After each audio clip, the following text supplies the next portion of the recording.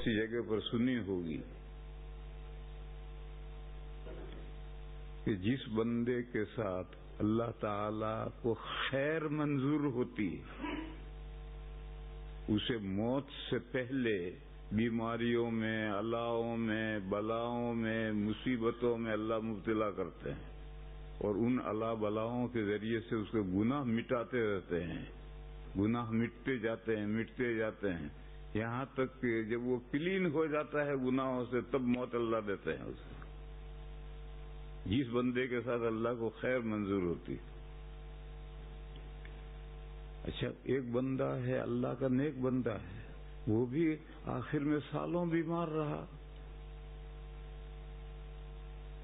ایک تو بندہ گنہگار ہے اور اللہ کو اس کے ساتھ خیر منظور ہے، تو اس کو گناہوں میں مبتلا کر کے اللہ تعالیٰ نے اس کے گناہ صاف کیے، اور ایک بندہ نیک بندہ ہے، اس کے ساتھ اللہ کو خیر منظور ہے، اس کو آخری زندگی میں اللہ بیماریوں میں، اللہوں میں، بلاؤں میں مبتلا کرتے ہیں، تاکہ جنت میں اس بندے کے لیے اللہ نے کچھ درجے اپنے علم میں متعین کر رکھے ہیں، اور وہ بندہ اپنے عمل سے ان درجوں تک نہیں پہنچتا، تو اللہ تعالیٰ آخری عمر کے اندر اسے اللہ بلاؤں میں مبتلا کرتے ہیں اور اس کو صبر کی توفیق دیتے ہیں، اور اس کے درجے بڑھتے ہیں، ان بیماریوں کی وجہ سے، پریشانیوں کی وجہ سے اس کے درجے بڑھتے ہیں یہاں تک کہ جب وہ اس درجے تک پہنچ جاتا ہے جنت میں جو اللہ نے اپنے علم ازلی میں اس کے لیے مقدر کیے ہیں، تب موت دیتے ہیں اللہ۔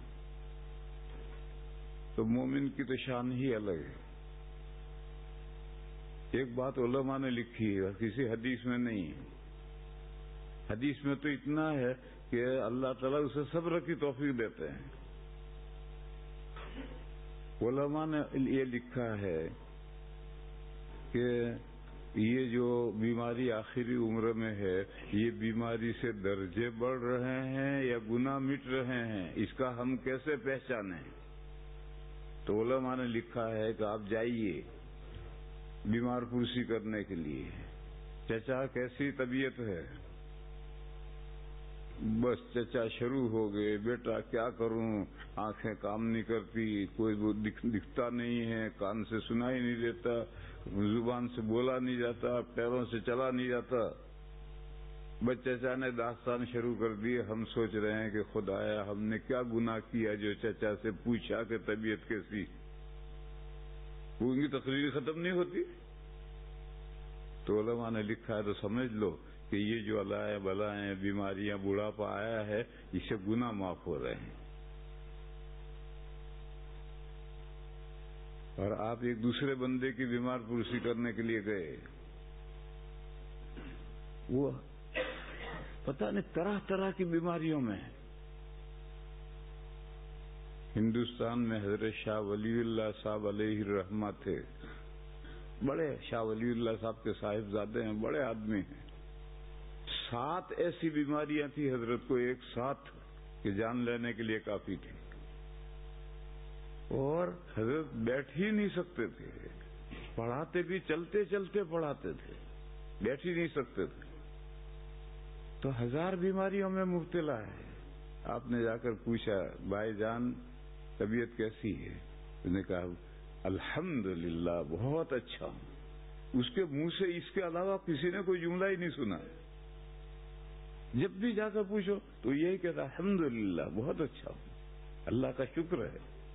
تو سمجھ لو کہ اس کی جو آفتیں بلائیں بیماریاں آئی ہیں، یہ اس سے اس کے درجے بڑھ رہے ہیں، جنت میں اس کے درجے بڑھ رہے ہیں۔ یہ علماء نے علامت لکھی ہے کہ اگر شکوہ شکایت مریض شروع کر دے تو یہ علامت ہے کہ اس کے گناہ معاف ہو رہے ہیں، اور اللہ کی بھیجی ہوئی حالات پر شکر الہی بجا لائے۔ میرے پالنپور میں ایک بڑے حضرت گزرے ہیں، مولانا محمد نذیر صاحب رحمت اللہ علیہ۔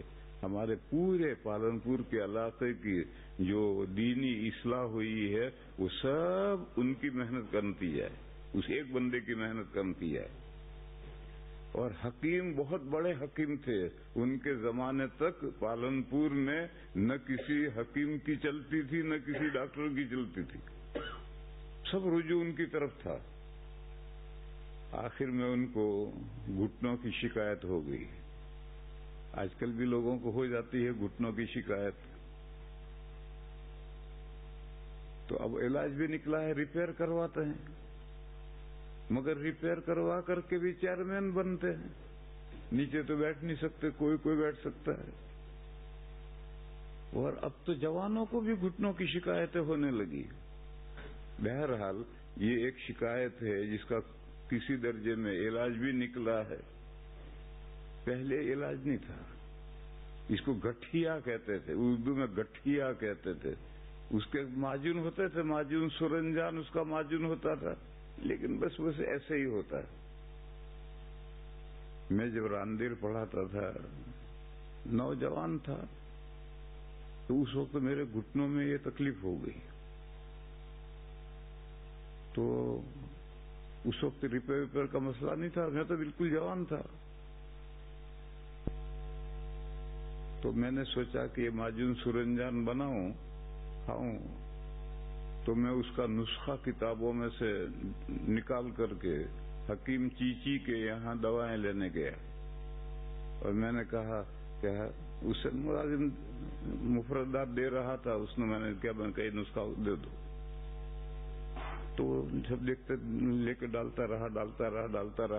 تو ایک دوا ہے سنا مکی. جب وہ اس نے ڈبے میں سے نکال کر ڈالی تو وہ سڑ گئی تھی, مکڑی کے جالے بھی اندر ہو گئے تھے. اتنی پرانی سنا مکی تھی. تو میں نے دیکھتا رہا. پھر آخر میں لکھا تھا شہد کوہنا, پرانا شہد. تو میں نے اس سے کہا کہ بھئی مجھے آپ کا شہد نہیں چاہیے, شہد کو چھوڑ دو, باقی دوائیں دے دو. تو مجھ سے پوچھنے لگا ملازم, آپ کو شہد نہیں چاہیے؟ میں نے کہا نہیں. کیوں؟ میں نے کہا میرے پاس ہے. کہنا کیسا ہے؟ میں نے کہا جیسا لکھا ہے ایسا ہے. کہنا کیسا لکھا ہے؟ میں نے کہا کوہنا لکھا ہے, پرانا لکھا ہے. تو اس نے کہا کہ کتنا پرانا ہے آپ کے پاس؟ میں نے کہا جتنی آپ کے پاس سنا مکی پرانی ہے اتنا پرانا. تو چپ چاپ اسے پوری بات کو دے دوں.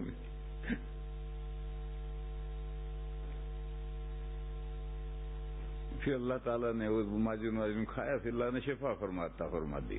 پھر کبھی زندگی میں کبھی گھٹنوں میں تکلیف نہیں ہوئی. لیکن آج کل تو بہت کثرت سے ہوتی ہے, اور ٹھنڈے ملکوں میں جلدی ہوتی ہے. اور اسی لیے گھروں کے اندر نیچے لکڑی کا فرش بچھاتے ہیں, پھر اس کے اوپر قالین بچھاتے ہیں, تاکہ نیچے کی ٹھنڈک گھٹنوں کو خراب نہ کرے. بہرحال یہ گھٹنوں کا مرض عام ہے.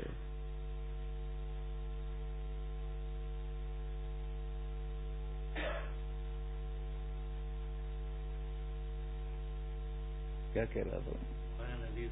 ہاں, تو حضرت مولانا نذیر احمد صاحب قدس سرہ بڑھاپے میں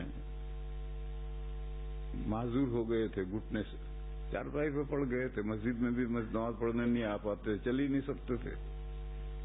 اور زندگی 7 سال بیمار رہے. اس 7 سالوں میں نہ اپنی دوا استعمال کی, نہ کسی حکیم ڈاکٹر کی دوا استعمال کی. وہ خود بہت بڑے ڈاکٹر تھے, حکیم تھے, تو کسی اپنی دوا بھی استعمال نہیں کی اور کسی حکیم ڈاکٹر کی بھی استعمال نہیں کی.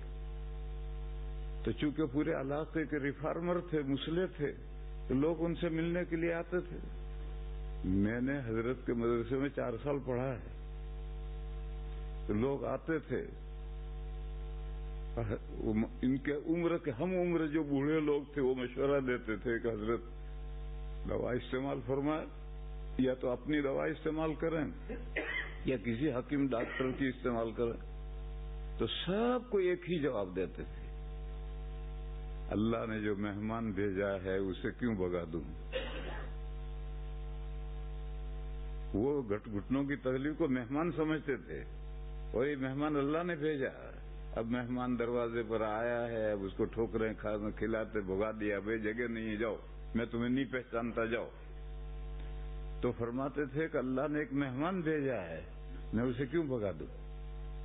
یہ شکر کا اعلیٰ درجہ ہے. انسانوں میں شکر گزار بندے کتنے ہیں؟ بہت تھوڑے ہیں. قرآن کریم میں ہے وَقَلِيلٌ مِّنْ عِبَادِيَ الشَّكُورُ، میرے بندوں میں شکر گزار بندے بہت تھوڑے ہیں. کیا پرسنٹیج ہے؟ 999/1، یعنی 1000 بندے ہوں گے تو شکر گزار 1 نکلے گا.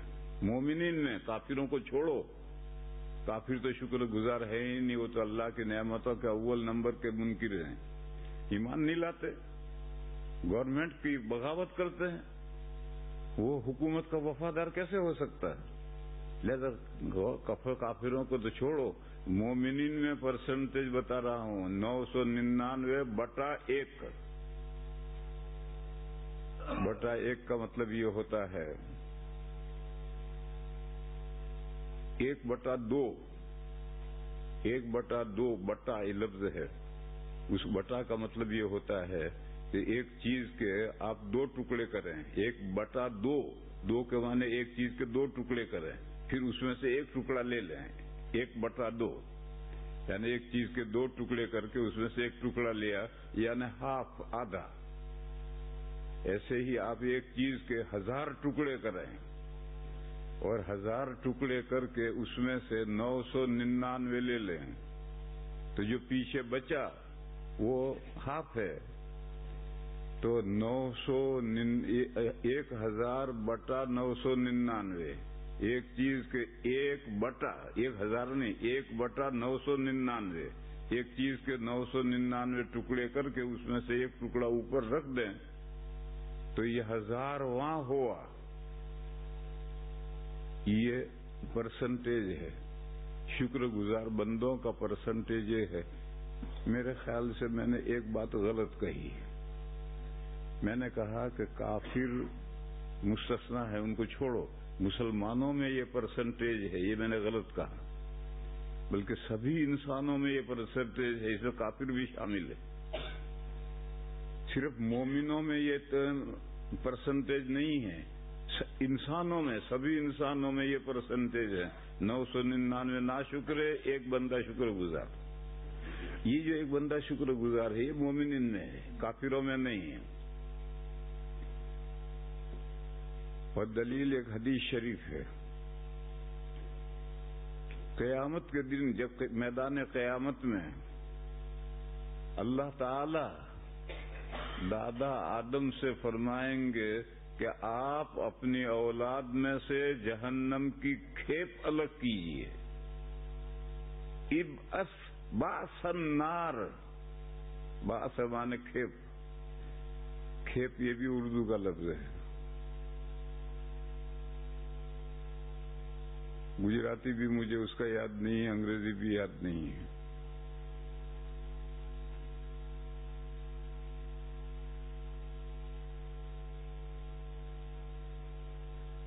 جنرل میٹنگ ہوئی، اگلے سال کے لیے کمیٹی نامزد کرنی ہے.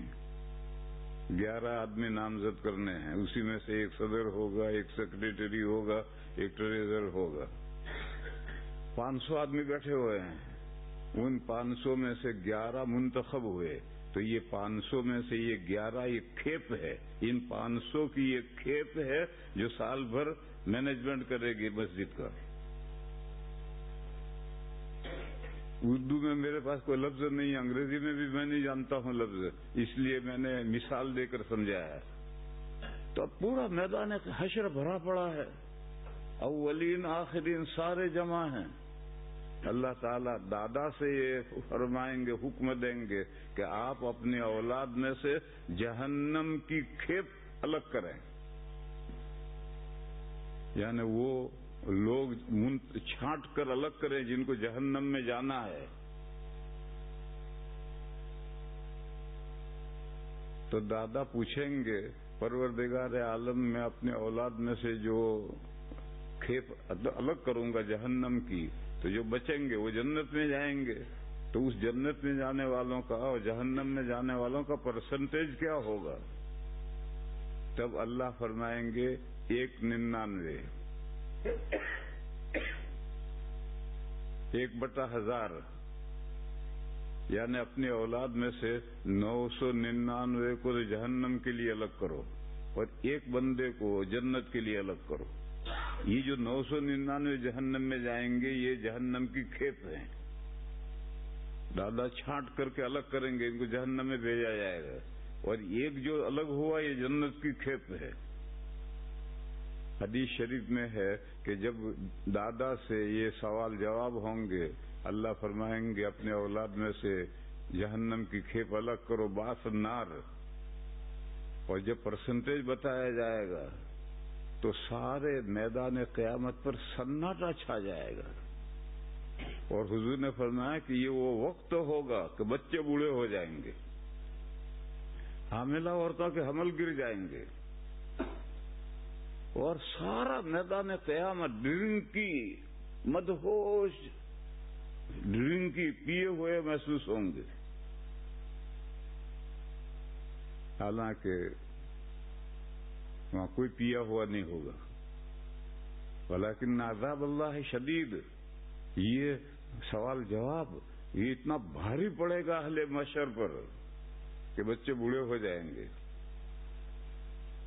یہ بچے بوڑھے ہو جائیں گے یہ استعارہ ہے. وہاں بچے ہوں گے نہیں. جو بھی پیدا ہوگا 60 ہاتھ کا ہوگا، بچے ہوں گے نہیں، بچے بوڑھے ہو جائیں گے، یہ کنایہ ہے. حاملہ عورتوں کے حمل گر جائیں گے، یہ استعارہ ہے. وہاں حاملہ عورتیں ہوں گی نہیں، مگر اتنا شدید غم ہوگا لوگوں کو کہ بھئی ہمارا نمبر تو کہاں آئے گا. جب 999 تو دوزخ میں ڈالے جائیں گے اور ایک بندہ جنت کے لیے الگ کیا تو ہمارا تو کہاں نمبر آئے گا. تو یہ بات سن کر کے صحابہ دھاڑے مار کر رونے لگے اس خیال سے کہ ہمارا تو کہاں نمبر آئے گا. 1000 میں ایک جنت میں جانے والا تو ہمارا کہاں نمبر آئے گا. تو نبی پاک صلی اللہ تعالی علیہ وسلم نے فرمایا کہ دیکھو پریشان مت ہو، تم میں سے ایک ہوگا اور یاجوج ماجوج میں سے 999 ہوں گے. تو تم سب کا نمبر آ جائے گا، اور وہ 999 جو جہنم کے لیے الگ کرنا ہے وہ یاجوج ماجوج میں سے ہوں گے. یہ حدیث ہے، اعلیٰ درجے کی صحیح حدیث ہے. مجھے اس سے معلوم ہوا کہ یہ جو ایک شکر گزار بندہ ہے اس میں سے مومنوں میں سے نہیں بلکہ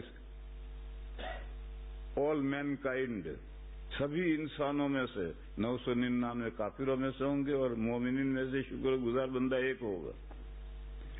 اور اس ایک کا 999 کے ساتھ پرسنٹیج قرآن کریم میں ہے، قلیل من عبادی الشکور، میرے بندوں میں سے شکر گزار بندے بہت تھوڑے ہیں. یہاں رک کر میرے بھائیو ایک مسئلہ سمجھو. یہ جو یاجوج ماجوج ہیں جن کے بارے میں آپ نے طرح طرح کی باتیں سن بھی رکھی ہوں گی اور پڑھ بھی رکھی ہوں گی، سب بوگس جھوٹی باتیں ہیں، غلط ہیں. جتنا آپ نے سنا ہے اور جتنا پڑھ رکھا ہے سب بوگس ہے، غلط ہے. یاجوج ماجوج انسان ہی ہیں، اور آپ کو یہ بات معلوم ہے کہ تمام انسان آدم علیہ السلام کے اولاد ہیں. پھر تمام انسان نوح علیہ السلام کی اولاد ہیں. قرآن کریم میں ہے، سورہ صافات میں پڑھا گیا وَجَعَلْنَا ذُرِّيَّتَهُ هُمُ الْبَاقِينَ. جو کشتی میں تھے انہی کے اولاد باقی ہے. ان کشتی میں 80,000 مرد اور عورتیں تھے، ان کے نسلیں آہستہ آہستہ ختم ہو گئی. نوح علیہ السلام کے 3 بیٹے تھے، ان 3 بیٹوں کی آج پوری دنیا میں نسلیں چل رہی ہیں. لہذا نوح علیہ السلام دوسرے باپ ہیں. آج دنیا میں جتنے انسان ہیں سب نوح علیہ السلام کے اولاد ہیں. لہذا نوح علیہ السلام ہمارے دوسرے باپ ہیں. پہلے باپ دادا آدم، دوسرے باپ نوح علیہ السلام. حضرت کے 4 لڑکے تھے، نوح علیہ السلام کے 4 لڑکے تھے. ایک لڑکا کافر تھا اور ایک بیوی بھی کافر تھی. طوفان آیا اور اس میں ان کو کہا کہ کشتی میں سوار ہو جاؤ ایمان لا کر، ایمان لائے بغیر کشتی میں نہیں آ سکتے، تو بیوی نے بھی ایمان لانے سے انکار کر دیا، لڑکے نے بھی ایمان لانے سے انکار کر دیا۔ حضرت نے لڑکے کو بہتیرا سمجھایا کہ بھئی ایمان لا کر اندر آ جا۔ اس نے کہا کہ نہیں، میں تو پانی بڑھے گا تو پہاڑ پر چڑھ جاؤں گا۔ تو حضرت نے کہا آج کوئی نہیں بچا سکتا، اللہ جس پر مہربانی کرے وہی بچے گا، آ جا۔ کم وقت نہیں آیا، اور ابھی باتیں ہو ہی رہی تھی۔ اب وہ کتنی لمبی باتیں حضرت نے سمجھائی ہوں گی کہ پہاڑ پر پانی بڑھتا رہا بڑھتا رہا بڑھتا رہا، یہاں تک کہ ایک موج آئی اور وہ لڑکے کو بہا کر کے پانی میں لے گئی اور ڈوب کے مر گیا۔ یہ قرآن کریم میں واقعہ ہے۔ اس واقعے سے معلوم ہوا کہ آدمی کو بیوی سے زیادہ بیٹے سے محبت ہوتی۔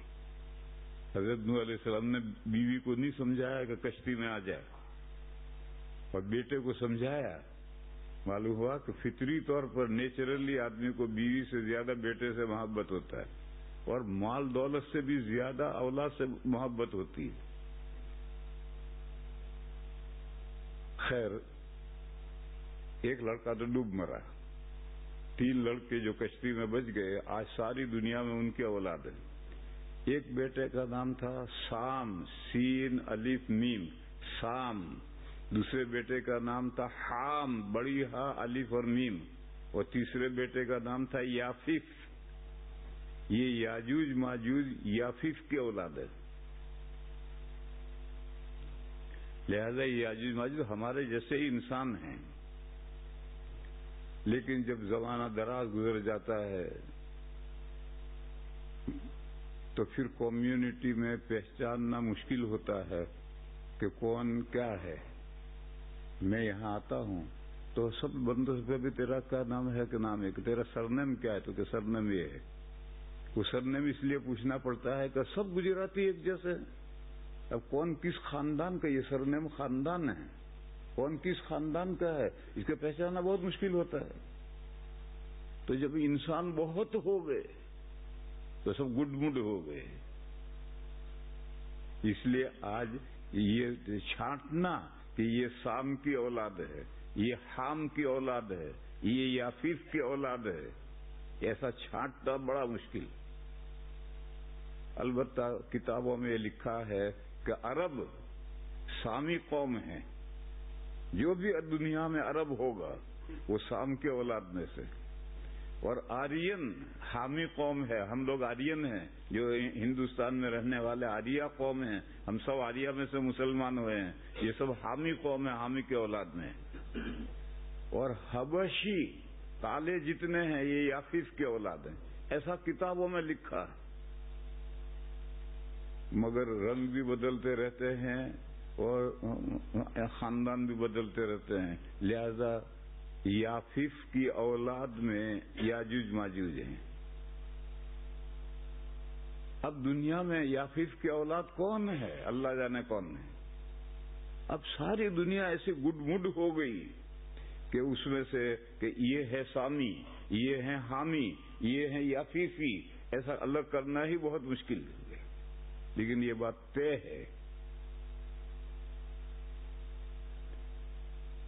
کہ ہمارے جیسے ہی انسان یاجوج ماجوج ہیں، اور یہ جو باتیں آپ نے سنی ہیں پڑھی ہیں سب لغو باتیں ہیں کہ ایک دیوار کے پیچھے ہیں، دیوار سکندر نے بنائی ہے، اور وہ دیوار یاجوج ماجوج چاٹتے ہیں زبان سے، وہ شام کو کاغذ جیسی پتلی ہو جاتی ہے، تو پھر وہ لیبر تھک جاتا ہے، وہ کہتا ہے کہ چلو چھوڑو کل چاٹیں گے۔ دوسرے دن آتے ہیں تو وہ دیوار پہلے جیسی موٹی ہو جاتی ہے۔ یہی کام چل رہا ہے، وہ پوری نہیں ہوتی چاٹتے، یہاں تک کہ جب اللہ تعالیٰ چاہیں گے کہ وہ دیوار ٹوٹے تو پھر ان کا سردار کہے گا بھائی کام بند کرو، انشاءاللہ کل اس کو چاٹیں گے اور توڑیں گے۔ تو تو انشاءاللہ کی برکت سے وہ پتلی ہی رہے گی، کاغذ جیسی ہی رہے گی، اور دوسرے دن چاٹ کر توڑ دیں گے اور پھر دنیا میں نکل پڑیں گے۔ یہ سب بوگس باتیں ہیں۔ اور وہ دیوار جو سکندر نے بنائی تھی وہ دیوار آج دنیا میں موجود ہے، اس کی بھی کوئی دلیل نہیں ہے۔ بلکہ آپ کے دارالعلوم دیوبند کے شیخ الحدیث گزرے ہیں حضرت علامہ کشمیری مولانا شبیر احمد صاحب، ان کی ایک کتاب ہے عقیدۃ الاسلام۔ وہ عقیدۃ الاسلام انہوں نے قادیانیوں کے خلاف عربی میں لکھی ہے۔ اس کتاب میں یہ لکھا ہے کہ وہ دیوار کب کی ٹوٹ گئی، ختم ہو گئی، اب کہیں دیوار نہیں ہے۔ اور یہ روایت بوگس روایت ہے، ایسے ہی لوگوں نے چلتی کی ہے۔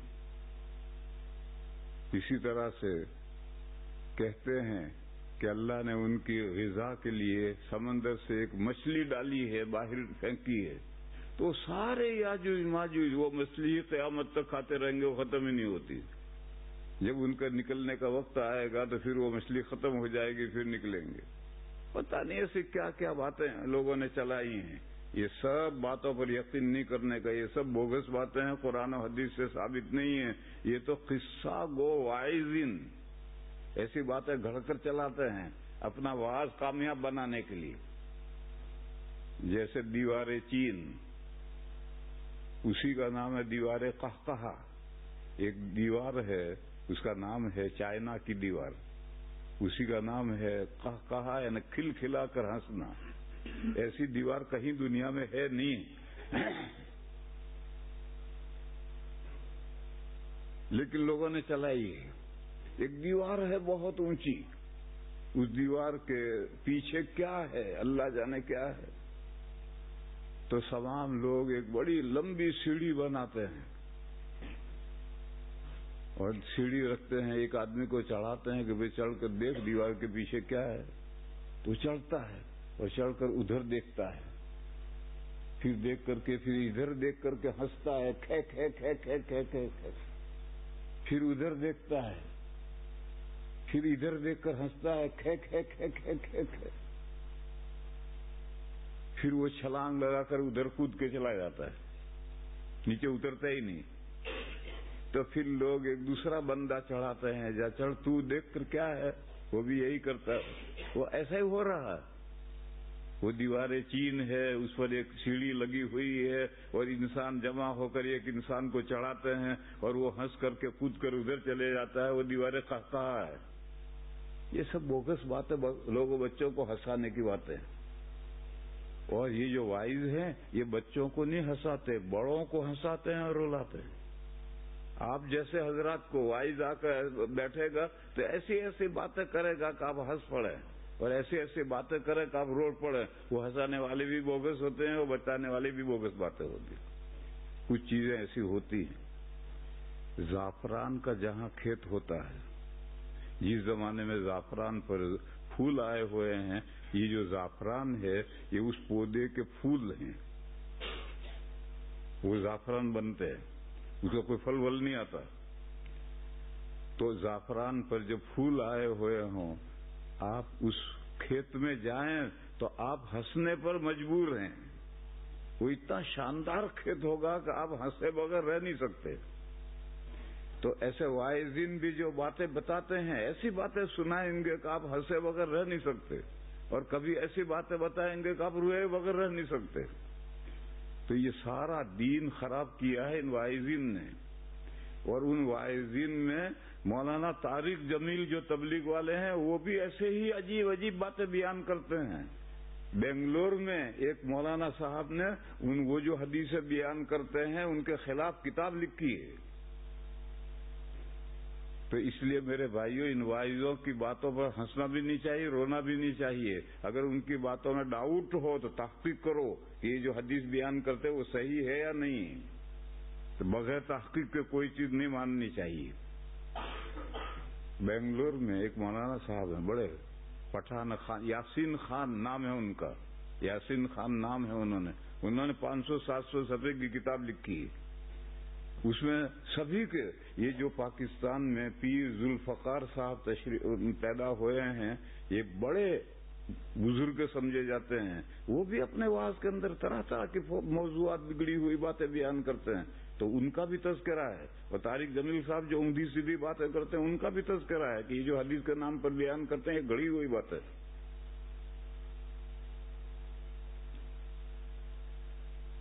وہ کتاب چھپی ہے، منگواؤ، دیکھو، پڑھو. تو میرے بھائیوں میں یہ کہہ رہا تھا کہ یہ یاجوج ماجوج کے تعلق سے جو باتیں لوگوں نے چلتی کی ہیں، وہ سب وائزوں کی باتیں ہیں، لوگوں کو ہنسانے کے لیے، رلانے کے لیے. جتنی بات قرآن و حدیث سے ثابت ہے ہم اتنا مانیں گے، دوسری بات نہیں مانیں گے. قرآن کریم میں سورہ الفرقان میں آخری رکوع میں نیک بندوں کی 11 صفتیں آئی.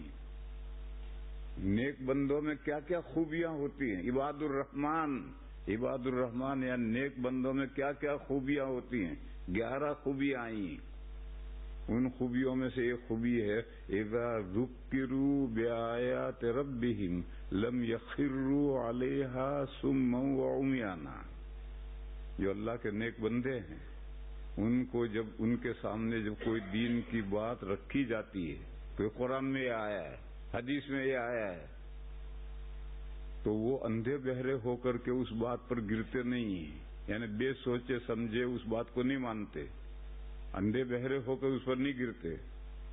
وہ اگر ان کو ڈاؤٹ ہوتا ہے تو تحقیق کرتے ہیں کہ یہ مولانا صاحب جو قرآن کی ایک آیت کا مطلب بیان کرتے ہیں، کیا یہ مطلب ہے یا نہیں ہے؟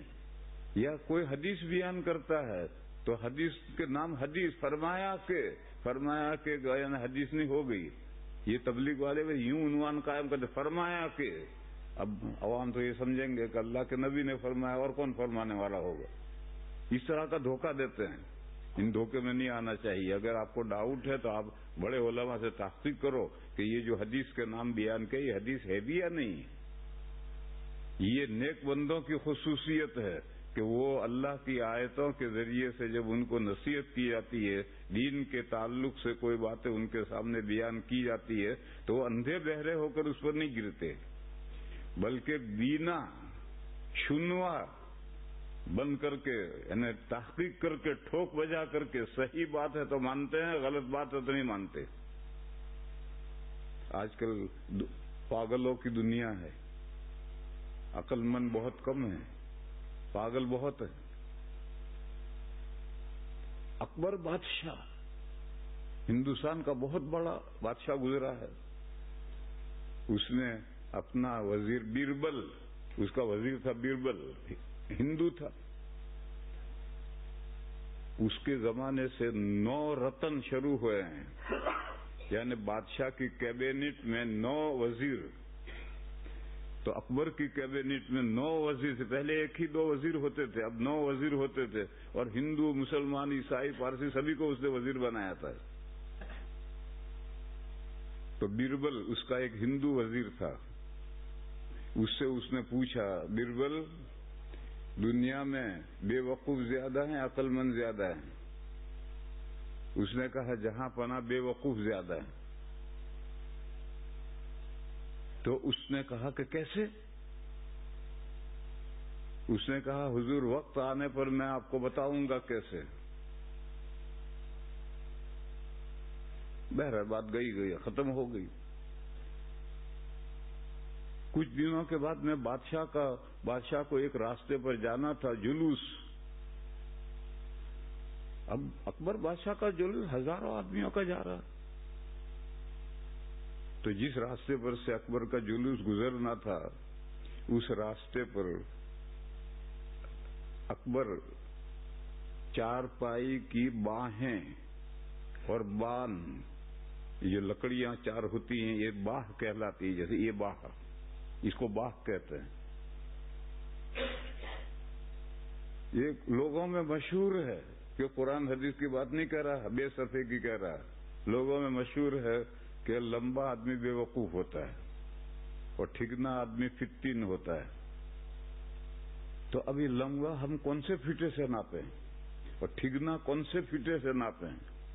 حضرت عبداللہ ابن مسعود تو اتنے چھوٹے تھے کہ ہمارے استاد فرماتے تھے مول صاحب میرے گھٹنے کے بقدر تھے.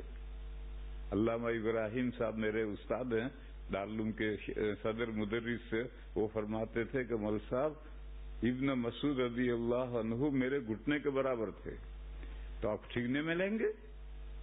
ابن مسعود کو فتن قرار دیں گے فتنے میں؟ تو لمبو جی کون ہے؟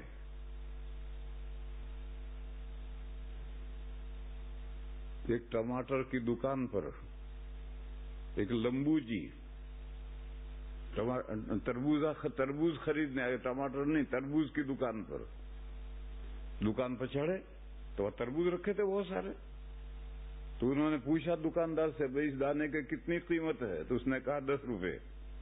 اس نے کہا اتنا چھوٹا سا اور 10 روپے؟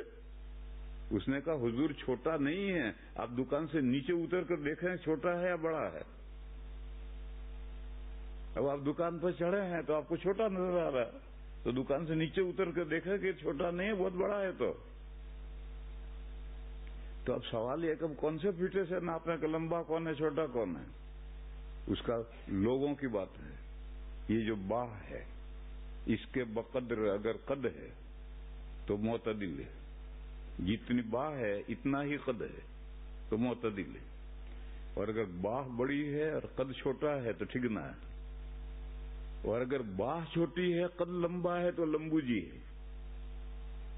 یہ لوگوں نے ایک قاعدہ بیان کیا ہے, کوئی یقین کرنے کا نہیں کہ تم گھر جا کے باہیں دیکھنے کو کون لمبا ہے کون ٹھیکنا ہے. یہ تو سب باتیں ہیں لوگوں کی, لیکن کسی درجے میں وہ صحیح ہے. تو یہ باہیں لے کر باندھ لے کر جو رسی ہوتی وہ باندھ ہے, اور ایک دو ملازم لے کر لے گیا اور راستے پر بیٹھ کر کے چارپائی باندھ سے بننے لگا, اور ایک آدمی کو کرسی پر رجسٹر کے لیے بٹھایا. اب یہ 2 آدمی مل کر بنتے ہیں, تو اب یہ بیربل اور دوسرا نوکر دونوں بن رہے ہیں اور کرسی پر ایک آدمی رجسٹر لے کر بیٹھا ہے.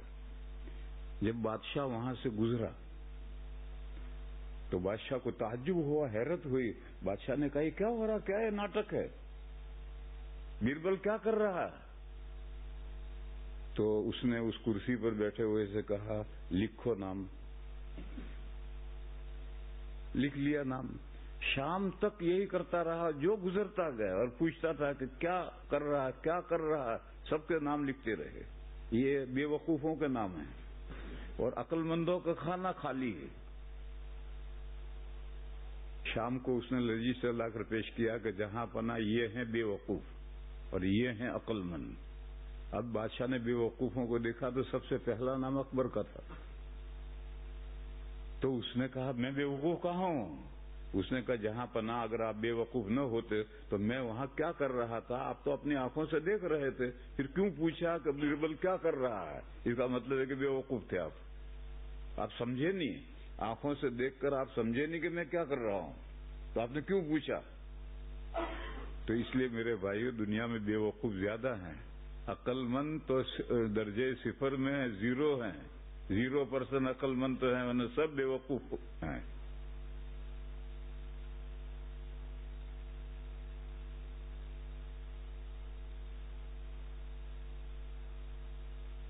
کیا کہہ رہا تھا؟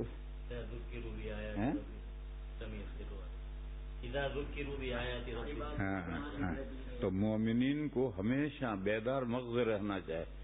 ادھر ادھر کی بکواس کرنے کرو, جتنی کرنی ہو کرو, ہنساؤ ہنسو, رلاؤ رو, لیکن دین کے تعلق سے جب کوئی بات کہنے بیٹھو تو صاف کہو کہ دیکھو یہ بات کہہ رہا ہوں یہ گھڑی ہوئی بات ہے, دیکھو یہ بات کہہ رہا ہوں یہ پکی بات ہے.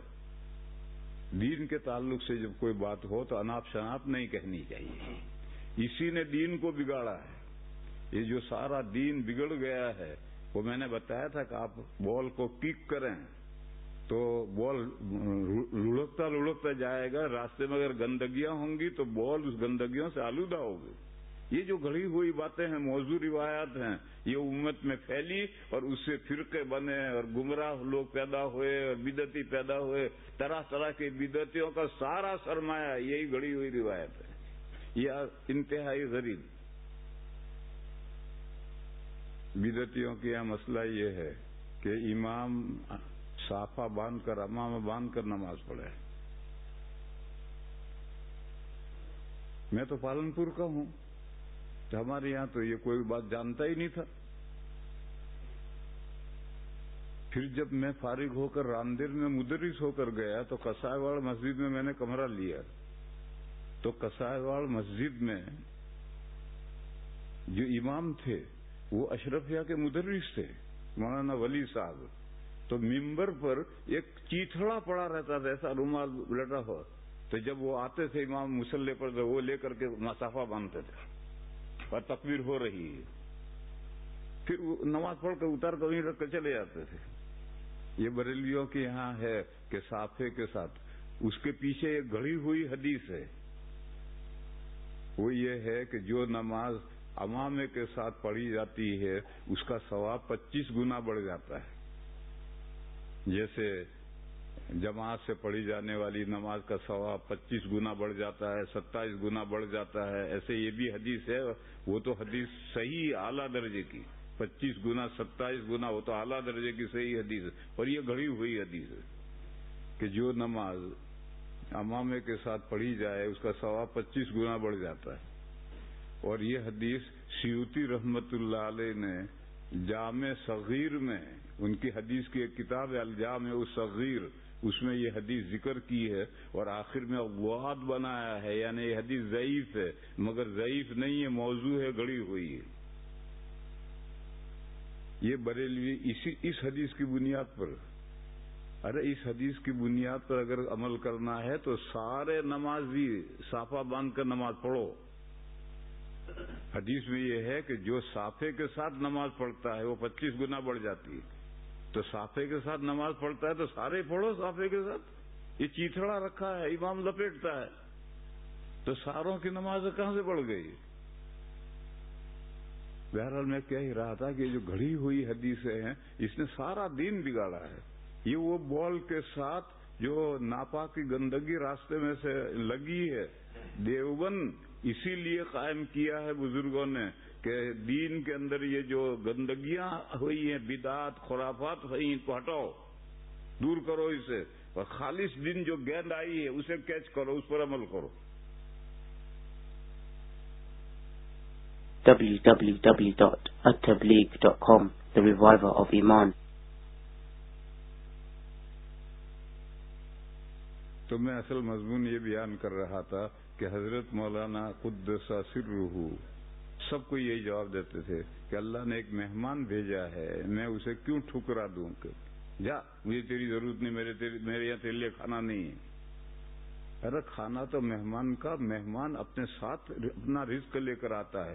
یہ بھی لوگوں میں مشہور ہے، لوگوں میں چلتی ہوئی بات ہے کہ مہمان اپنا رزق ساتھ لے کر آتا ہے. حضرت تھانوی قدس سرہ 1000 سے زیادہ کتابوں کے مصنف ہیں، 1000 سے زیادہ کتابیں لکھی ہیں. وہ کوئی 1000 سال کی عمر نہیں تھی ان کی عمر بھی 70-80 سال کی تھی. پھر اتنی کتابیں کیسے لکھی انہوں نے؟ ٹائم میں انضباط تھا کہ اس وقت میں یہ کام کرنا، اس وقت میں یہ کام کرنا، اس وقت یہ کام کرنا ہے. ایسا ٹائم فکس کرے کام کرنے کے لیے تو برکت ہو جاتی ہے. اور ایک دن بیٹھا اور 7 پارے پڑھ ڈالے، پھر مہینہ بھر تو قرآن کھولا ہی نہیں، تو کیا فائدہ ہوا؟ ارے روزانہ پاؤ پارا پڑھ اور ایک وقت طے کر کے مجھے اس وقت میں بیٹھنا ہے اور پاؤ پارا پڑھ کر قرآن شریف رکھ دینا ہے، تو وہ مہینے کے اندر بہت سارا ہو جائے گا. کنکر پہاڑ شود، دریا قطرہ قطرہ دریا شود.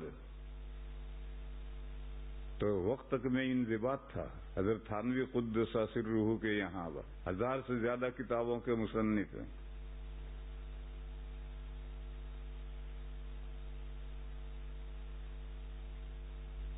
کسی کی دعوت نہیں کرتے تھے. کوئی کسی کی دعوت اگر کرنی ہوتی تھی تو حضرت 2 آنے دیتے تھے. اس زمانے میں 1 روپیہ 16 آنے کا ہوتا تھا، تو 2 آنے دیتے تھے اور یہ فرماتے کہ بھٹیار خانے میں کھا لو.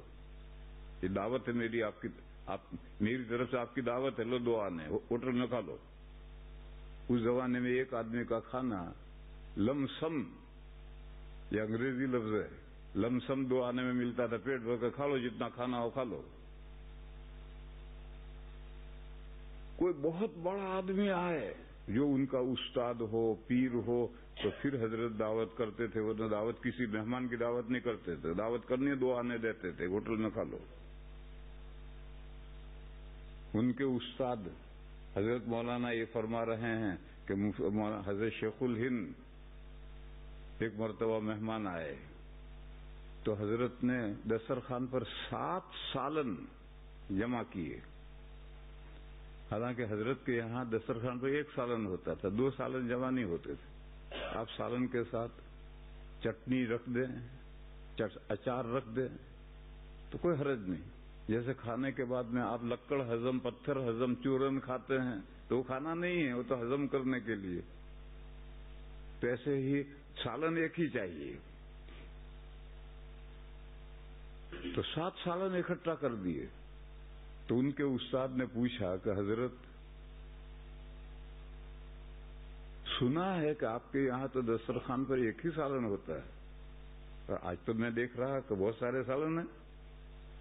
تو حضرت تھانوی نے فرمایا حضرت آپ نے صحیح سنا ہے، میں 1 ہی سالن کھاتا ہوں، مگر آپ 7 سال کے بعد میں آئے ہیں تو یہ ہر سال کے لیے 1 سالن ہے. اگر آپ سال میں 1 مرتبہ ہر سال آیا کریں تو میں 1 ہی سالن آپ کے سامنے رکھوں گا. چنانچہ کہتے ہیں کہ اس کے بعد ان کے استاد ہر سال کھانے بھون جاتے تھے اور وہی سادہ روٹی اور 1 سالن یہی پیش کرتے تھے. تو اولاً تو دعوت کرتے نہیں تھے، اور کرتے تھے تو وہی جو ماں حضر ہوتا تھا گھر میں، روٹی اور سالن وہی پیش کیا جاتا تھا. تو ایک مرتبہ کسی نے حضرت سے کہا کہ حضرت آپ مہمان کی دعوت کیوں نہیں کرتے؟ سنا ہے کہ مہمان تو اپنا رزق ساتھ میں لے کر آتا ہے، تو آپ دعوت کیوں نہیں کرتے؟ تو حضرت نے فرمایا مہمان اپنا رزق ساتھ لے کر آیا ہے تو مسجد کے اس کونے میں بیٹھ کر کھا لے، جو اپنے ساتھ رزق لایا ہے وہاں بیٹھ کر کھا لے، میرا ٹائم کیوں برباد کرے؟ دیکھو میرے بھائی، اگر ایک آدمی کی دعوت کرو گے تو 24 گھنٹے گھر کا نظام خراب. یہ سموسے پکا رہی ہے، وہ میٹھا بنا رہی ہے، وہ کچھ بھی ہے، اور 24 گھنٹے کا نظام ہی سارا برباد ہے. بلکہ یہاں تو اور سورت ضلع میں اور یہاں تو 1 دن کا نہیں، ہفتے کا نظام برباد ہو جاتا ہے. عورتیں 1 ہفتہ پہلے سے تیاری کرنی شروع کر دیتی ہیں. اس لیے شروع سے جب میں یہاں آیا تو میں نے یہ سوچا تھا کہ میں دعوت نہیں کھاؤں گا کسی کی، کیونکہ عورتوں کے بیچاروں کے 2-2 3-3 دن برباد ہو جاتے ہیں. ارے بھائی تمہارے گھر میں جو پک جائے وہ لے آؤ، کھا لوں گا میں. مگر لوگ مانتے ہی نہیں کہ ہماری ناک کٹ جائے گی. یہ دعوت کرنا سارا نظام برباد ہو جاتا ہے. صبح سے شام تک عورتیں کسی کام کی نہیں رہی، بچے پڑھنے لکھنے والے گھر میں ہیں تو پڑھنا لکھنا سب ختم ہو جاتا ہے. تو حضرت نے فرمایا کہ مہمان اپنی روزی لے کر آیا ہے تو مسجد کے وہ کونے میں بیٹھ کر کے اپنی روزی کھا لے، روٹی کھا لے، میرا وقت کیوں برباد کرے؟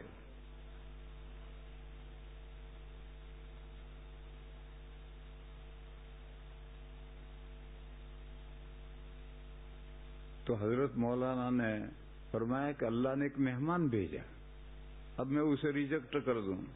میں نہیں پہچانتا آپ کو. حالانکہ وہ لندن گیا تھا تو 3 دن اس کے یہاں کھانا کھایا تھا، اب دیوبند آیا تو نہیں پہچانتا. کیوں؟ پہچان لے کر تو کھلانا پڑے گا، یا کسی بہانے سے اس کو ریجیکٹ کر دیا.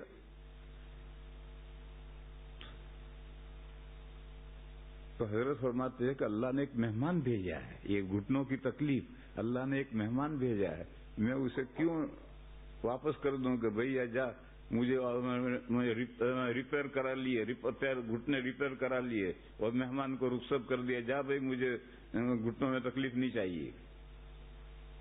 تو اس لیے میرے بھائیوں، اصل بات موضوع یہاں سے شروع ہوا تھا کہ اس دنیا میں جب قیامت آئے گی اور परसेंटेज कायम होगा, इतने जाओ जन्नत में, इतने जाओ जहन्नम में, तो 999 जाएंगे जहन्नम में, एक जाएगा जन्नत में। ये एक वो बंदा होगा जो शुक्रगुजार बंदा होगा।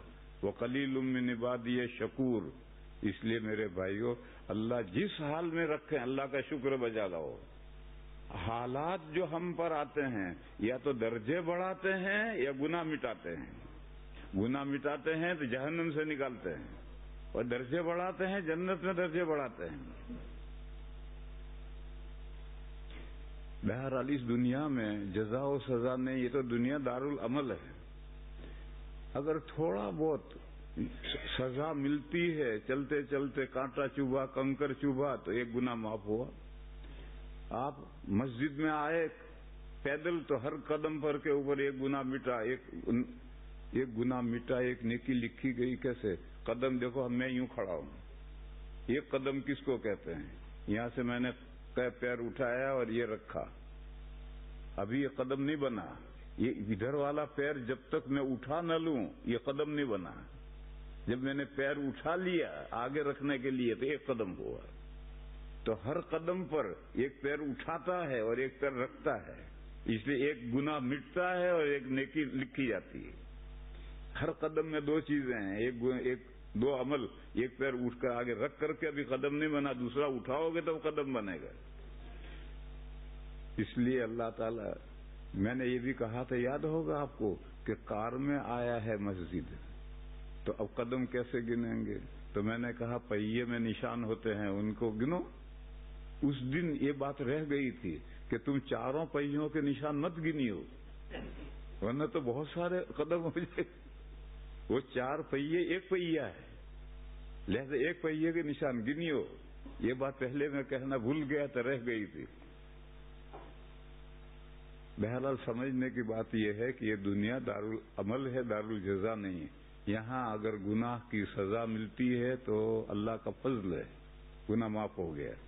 और बदला मिलता है तो देख के चार चावल होते हैं जो अल्लाह मियाँ बड़े मियाँ को चखाते हैं कि दादा जरा देख लीजिए नमक मिर्च कैसा है। नसीब व बेरहमतना मन नशा। असल जजा और सजा आगे शुरू होती है।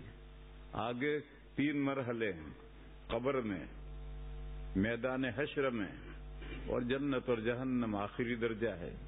ये जजा और सजा की 4 जगह हैं। कब्र में सिर्फ सजा ही सजा नहीं, अजाब ही अजाब नहीं है। नेक बंदों के लिए कब्र में राहतें भी हैं, और अजाब कब्र बरहक है। आधा मसला है, पूरा मसला ये है। एक हदीस हजरत शाह वलीउल्लाह साहब अलैहिर्रहमान ने हुज्जतुल्लाह में ने अल-फौजुल कबीर में लिखी है। मैं आज तक मैंने ढूंढी मगर वो हदीस मुझे कहीं मिली नहीं। लेकिन हजरत शाह वलीउल्लाह साहब कच्ची गोलियां खेले हुए नहीं थे, मुझसे 1000 गुना ज्यादा हदीसें जानते थे। उन्होंने वो हदीस लिखी है तो कहीं शायद हो, मगर मुझे नहीं मिली। मैंने हदीस की सारी किताबों में टटोली, ढूंढी, नहीं मिली। मगर सुनो, बेहतरीन घोड़ा भी ठोकर खाता है। कितना भी बेहतरीन घोड़ा हो वो भी ठोकर खाएगा। लिकुल्ल जवादिन कबवतुन। बस बड़े से बड़ा आदमी भी कोई हदीस लिखे तो पहले ढूंढो, हदीस मिले तो एतमाद करो, और हदीस न मिले तो फिर तरदीद भी मत करो।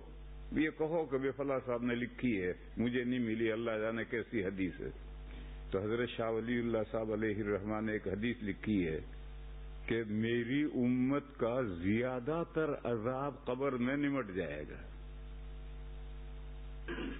काश ऐसी हदीस मुझे मिल जाती। मेरी उम्मत का ज्यादातर अजाब कब्र में निमट जाएगा। तो जो गुनहगार मोमिनीन हैं उनको जो कब्र में अजाब होगा तो वो अजाब उनके लिए रहमत बनेगा। और फिर अब आगे मैदान क़यामत में उनके लिए कोई अजाब नहीं रहा, और जहन्नम में कोई अजाब नहीं रहा। ज्यादातर कुछ लोगों का अजाब बाकी रहेगा, वो मैदान क़यामत में भी मिलेगा। कुछ का और बाकी रहेगा तो जहन्नम में जाना पड़ेगा। लेकिन हजरत ने लिखा कि हुजूर ने फरमाया कि ज्यादातर मेरी उम्मत का अजाब कब्र में निमट जाएगा। गुनाहों की सजा मिल गई, आगे पाक साफ होकर उठे। जैसे नेक बंदों को अल्लाह मरने से पहले यही सजा दे देते हैं پھر صاف ہونے کے بعد موت آتی ہے، اور جو گناہگار رہ گئے وہ زیادہ تر بندے پاک صاف ہو کر کے پھر میدان قیامت میں آتے ہیں۔ اب یہ حدیث ہے، مجھے نہیں معلوم کیسی ہے۔ میں نے پہلے بھی بتلایا تھا کہ سر اقبال یہیں آکسفورڈ میں پڑھے ہیں،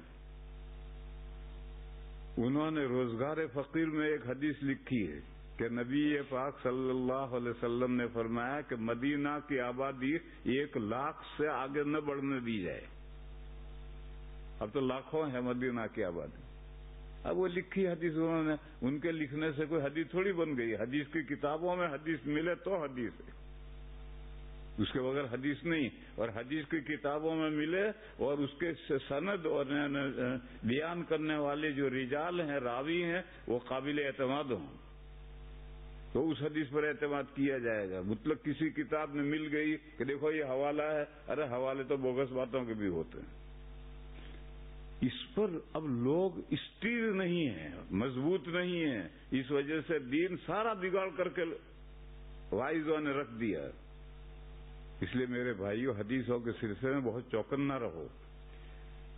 تو شاہ ولی اللہ صاحب نے لکھے، میرا جی چاہتا تھا کہ کاش یہ ایسی حدیث ہوتی تو قبر میں جو کچھ پٹا کر کے معاملہ صاف ہو گیا، آگے تو پاکیزہ ہو کر کھڑے ہوئے، مگر مجھے نہیں ملی یہ حدیث۔ بہرحال یہ جو قبر میں عذاب ہوتا ہے، یہ عذاب بھی رحمت بن جاتا ہے مومن کے لیے، کیونکہ دنیا میں جو عذاب ہوا وہ رحمت بنا، وہ پاک ہو کر مرا، تو قبر میں جو عذاب ہوا وہ بھی رحمت بنا، آگے وہ صاف ستھرا ہو کر قیامت کے دن اٹھے گا۔ تو عذاب شروع ہوتا ہے قبر سے، اور وہ قبر کا عذاب مومن کے لیے رحمت ہے۔ پھر اگر گناہ باقی رہ گئے تو پھر میدان حشر کے اندر سزا ہوگی، جو اس دنیا کا لاسٹ ڈے ہے وہ کتنا لمبا ہے، 50,000 ایئر کا وہ اکیلا ایک دن ہے۔ کیوں ڈے اینڈ نائٹ جو بنتے ہیں، سورج یہاں سے نکلتا ہے، ڈوبا پھر نکلا، ڈوبا پھر نکلا، ڈوبا، تو ڈے اینڈ نائٹ بنا۔ جب قیامت قریب آ جائے گی اور سورج سجدہ کرے گا عرش کے نیچے اور آگے طلوع ہونے کی اجازت مانگے گا تو اجازت نہیں دی جائے گی، اور یہ اللہ کی طرف سے کہا جائے گا سورج سے کہ جدھر سے آیا ہے ادھر ہی جا۔ اب وہ مغرب سے نکلے گا، اوپر آئے گا، پھر جا کر ڈوبے گا، پھر نکلے گا، اوپر آئے گا۔ 50,000 سال تک یہی ہوتا رہے گا۔ وہاں سزا ہوگی، جزا بھی ہوگی۔ 7 قسم کے بندے، اور ہمارے یہاں سہارنپور کے مولانا صاحب چلے گئے، انہوں نے ایک کتاب لکھی ہے، انہوں نے کہا 7 نہیں 60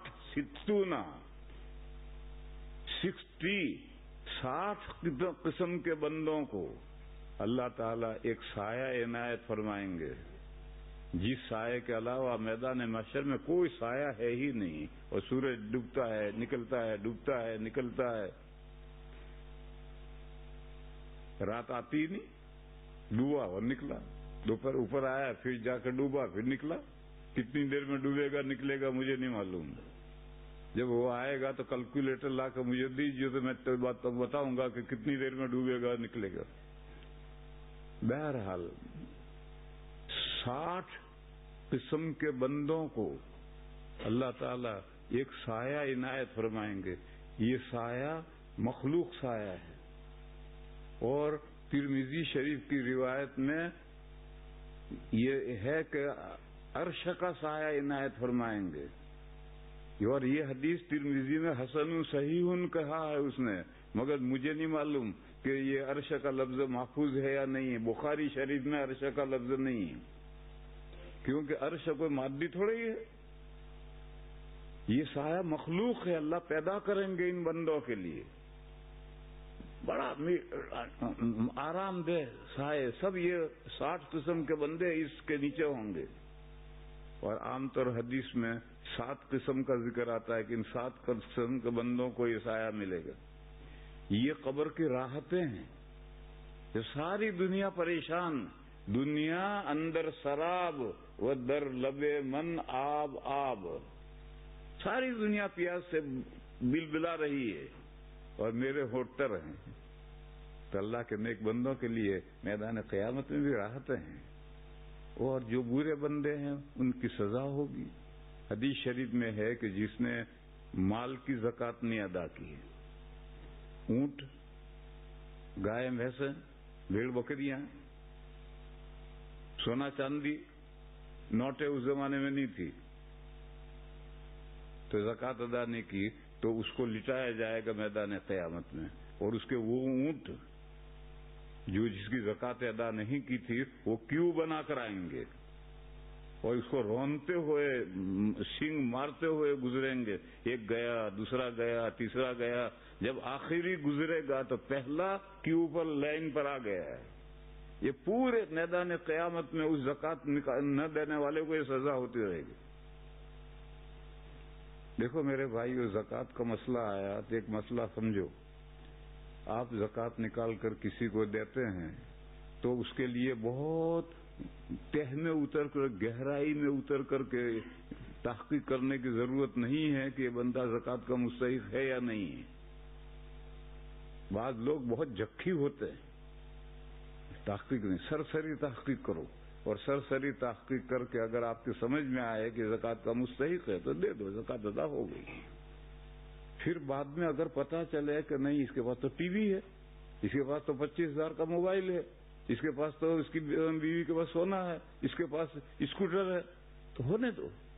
بظاہر تم نے دیکھا کہ یہ غریب قلاش ہے، فقیر ہے، غریب آدمی ہے، زکوٰۃ دے دو. بہت زیادہ گہرائی میں اتر کر کے تحقیق کرنے کی ضرورت نہیں ہے.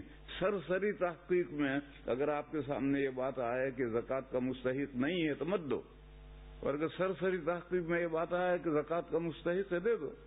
اور اس کی وجہ کیا ہے؟ اس کی وجہ یہ ہے کہ بعض بندے بہت غیرت مند ہوتے ہیں، بھوکے مر جائیں گے، زکوٰۃ نہیں لیں گے.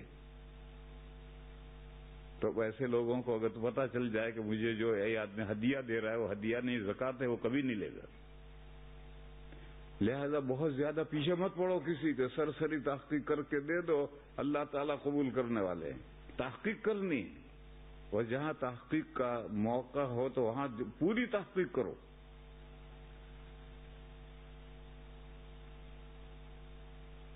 بہار میں دربھنگے میں ایک بندے کا انتقال ہوا. اس کے 4 لڑکے تھے. چھوٹا لڑکا دارالعلوم دیوبند میں پڑھتا تھا، مشکات پڑھتا تھا اور میرے پاس خدمت کرتا تھا.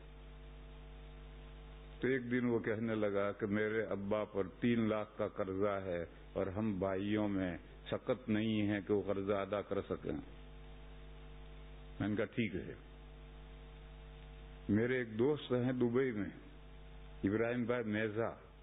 میں نے ان کو فون کیا کہ بھئی ایک بندہ اس طرح مقروض مر گیا ہے، اس کو قرضہ ادا کرنے کے لیے اتنا قرضہ ہے. انہوں نے کہا میں پیسے بھیجتا ہوں. وہ 3 لاکھ روپے انہوں نے دیوبند بھیج دیے. اب میرے لیے بڑا مسئلہ، میں بیچ میں واسطہ ہوں، اب میرے لیے بڑا مسئلہ بن گیا، کیونکہ 4 لڑکے ہیں. ان لڑکوں کو اگر میں دیتا ہوں تو دیکھو ہیلا نہیں چلے گا. یہ جو مدرسے والے ہیلے تبلیغ کرتے ہیں، ہیلے نہیں چلے گا. ہیلے حوالے اللہ کے نہیں چلتے. اور فتاوی رحیمیہ امداد الفتاوی میں پہلی جلد میں جہاں سامع کی اجرت کا مسئلہ آیا ہے کہ ایک قرآن سنا رہا ہے، دوسرا سن رہا ہے، تو اس سننے والے کو اجرت دینا جائز ہے یا نہیں؟ وہاں حضرت نے سامع کی اجرت کا مسئلہ آیا ہے تو فتویٰ دیا کہ سامع کو اجرت دے سکتے ہیں. وہاں حضرت نے لکھا ہے مگر حیل دیانات میں حلت واقعی کا فائدہ نہیں دیتے. یہ جو ہلے ہیں یہ اللہ کے یہاں نہیں چلیں گے، حلت واقعی ان سے پیدا نہیں ہوگی. پھر حضرت نے اس فتوے سے اپنے ایک وعظ میں رجوع کیا ہے. تو میں نے جو حاشیہ لکھا ہے وہاں حاشیے میں وہ رجوع حضرت کا نقل کیا ہے. تو یہ جملہ حیل دیانات میں، دیانات یعنی بندے اور اللہ کے درمیان، یہ جو ہلے ہیں اس سے حلت نہیں پیدا ہوتی، سرسری حلت پیدا ہوتی، واقعی حلت نہیں پیدا ہوتی. تو یہ جو مدرسے والی جو ہیلے کرتے ہیں، فتاوی رحیمیہ میں لکھا ہے کہ اگر واقعی تملیک مقصود ہے تو ہیلا ہے، ورنہ ڈھونگ ہے. جب ہیلا ہی نہیں ہے، ڈھونگ ہے. ایک طالب علم کو بلا کر 10,000 پکڑا دیے کہ تیرا جی چاہے مدرسے میں دے دے. وہ جک مار کر دوسرے منشی کو لا کر دے گا کہ وہ لے کر کمرے سے باہر نکلے تو پکڑ کے پٹائی کریں گے. تو کہاں مالک بنایا اسے؟ تو بڑا مشکل مسئلہ ہے. اب یہ لڑکوں میں سے 4 لڑکوں میں سے کسی کو یہ 3 لاکھ دے دوں اور وہ باپ کا قرضہ ادا کرے اور نہ کرے، وہ کہ میں مالک بنا نہیں کرتا. اچھا، اور اگر کرے تو دوسرے بھائیوں پر احسان رکھے گا کہ میں نے ابا کا قرضہ بھرا ہے.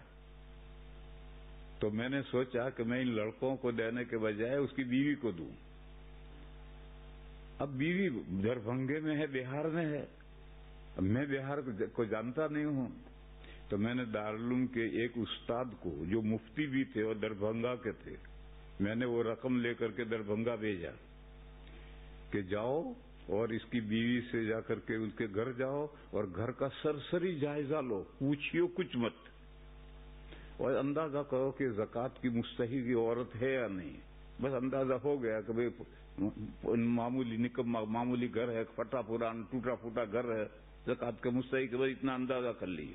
اور ایک بات صاف پوچھیو کہ اماں آپ کے پاس زیور کتنا ہے، کیونکہ عورتوں کے پاس میں زیور ہوتے ہیں اور صاحب نصاب ہوتی ہیں. اور اگر وہ کہے کہ میرے پاس زیور اتنا ہے یا نہیں ہے تو یہ رقم 3 لاکھ اس کے ہاتھ میں دیجیے کہ ایک بندے نے اماں یہ آپ کو دیے ہیں، آپ اس کے مالک ہیں، آپ کا جی چاہے اپنے شوہر کے قرضے میں بھریں، جی چاہے نہ بھریں، آپ مالک ہیں. یہ 2 کام کر کے آؤ، اس کو سمجھا کر کے آؤ کہ یہ میت کے قرضہ بھرنے کے لیے رقم نہیں ہے، یہ تو آپ کو دی ہے. دیکھو، میت کے قرضے میں آپ رقم نہیں بھر سکتے، زکوٰۃ میں تملیک ضروری ہے. مرنے والا تو مر گیا ہے، کسی زندہ کو مالک بناؤ اور مالک بھی حقیقی بناؤ، پھر اس کی مرضی، وہ قرضہ بھرے نہ بھرے، وہ بھرے گا تو وہ ہو جائے گا. تو میں نے کہا یہ مسئلہ اچھی طرح سے اس عورت کو سمجھا کر آؤ کہ یہ دینے والے نے میت کے قرضے میں نہیں دیے، یہ آپ کو دیے ہیں. اب آپ اپنی مرضی سے اپنے شوہر کا قرضہ بھرنا چاہیں بھریں نہ بھریں. یہ کر کے آیا، اس پر میرے 5,000 میرے خرچ ہوئے، کیونکہ اے سی میں نے اسے بھیجا. دارالعلوم کا بڑا استاد تھا، میں نے اسے اے سی میں بھیجا، اے سی میں آیا تو میرے 5,000 خرچ ہوئے. میں نے ابراہیم بھائی سے ذکر نہیں کیا. کیوں؟ میں واسطہ بیچ میں بنا ہوں. اب میں واسطہ بناؤں تو جو خرچ ہوگا وہ میرے ذمہ ہے، زکوٰۃ دینے والے کے تو ذمہ سے. زکوٰۃ دینے والا اگر مجھے سے یہ کام کرنے کو کہتا تو پھر اس کو خرچہ یہ دینا پڑتا. منی آرڈر آپ زکوٰۃ کریں گے تو منی آرڈر فیس زکوٰۃ کی رقم کے علاوہ دینی پڑے گی، زکوٰۃ کی رقم میں سے نہیں کر سکتے.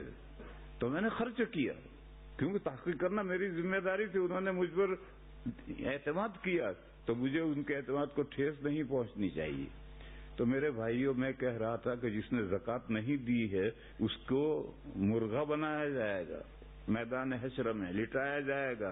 اونٹ، گائیں، بھینسیں، بکریاں اور سونا چاندی تو تپا کر جہنم میں تپا کر اس کو داغا جائے گا، پہلوؤں کو، بازوؤں کو، جبڑوں کو. پھر اس کے بعد بھی اگر قصہ نہیں نمٹا تو ایسے کم نصیب مومنین کو جہنم میں جانا پڑے گا.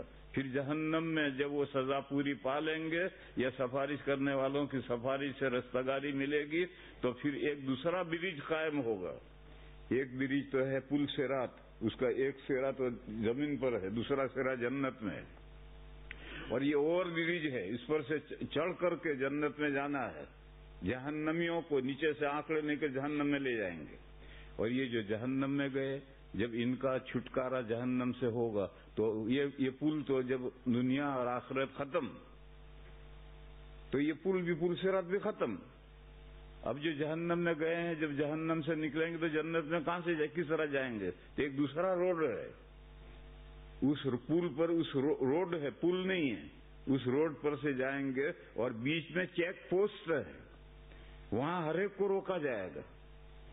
جو آپس میں ایک دوسرے پر ظلم ہوئے ہیں ان ظلموں کا وہاں بدلہ چکایا جائے گا. اس کے بعد پھر جنت میں جانے کی اجازت ہوگی. لطیفہ سنو.